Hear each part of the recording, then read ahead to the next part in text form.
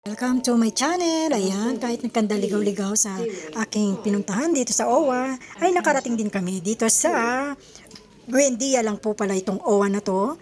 It's CR ang pinuntahan namin para mag-apply sa aming scholar or ano ang yung mga gustong gawin kung kayo walang pinagkakabalan at kung ikaw ay active sa OWA, pwede ka mag-apply ng caregiver o anong mga skills na gusto mong pag-aralan. May mga neighbor, ano rin sila dyan.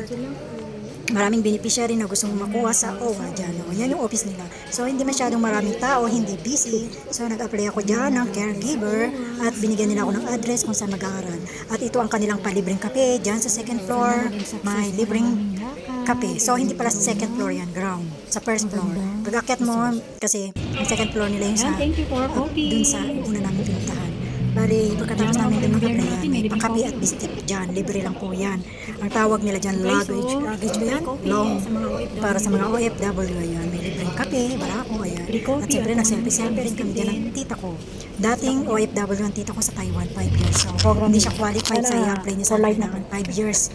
5 times siya nakapag hulog sa OWA. Para qualified siya na may makukuha siya. Pero isang, ano lang siya, isang time lang at 5 years sa Women's Month Taiwan. celebration. Guys, so inubos namin ang biscuit na pita dyan at coffee namin bago kami umuwi sa aming Ito ang woman. tahanan. Ayan, Wonder guys, chika-chika Woman. muna habang nagkakape at kumakain niya ng banding ng magtita. Pinsang buo siya ng aking papa. Pero ang kanilang samahan ay parang magkakapatid. Kaya pati ako ay naging close din sa kanilang pamilya. At ang kanyang anak ay parang best cousin ko na rin.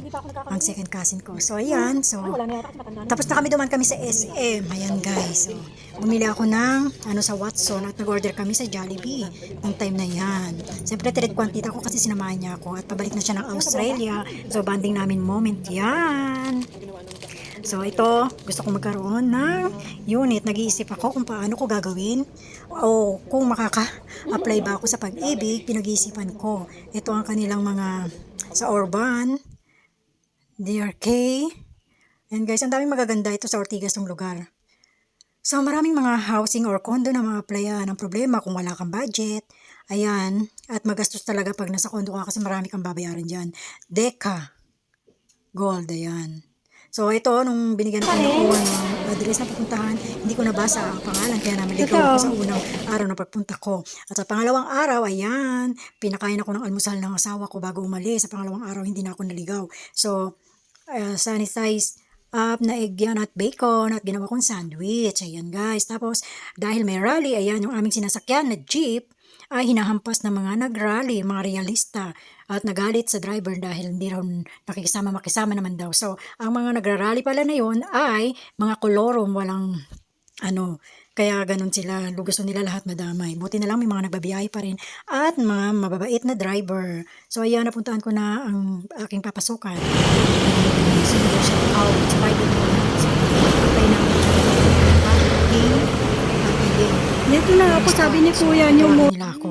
So, ayan, test ang pinasok ko sa OWA. Husband, make me breakfast. 14,500 nga lang. Eh, ang total ng kanilang ano dyan dahil private ay 45. So, So yummy, this magdadagdag bacon pa ako ng special. 21 sa test ay libre.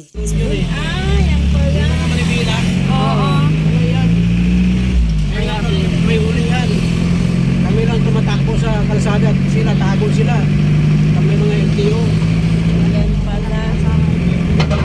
Sila ang talaga malakas magkuhan. Dito na ako sa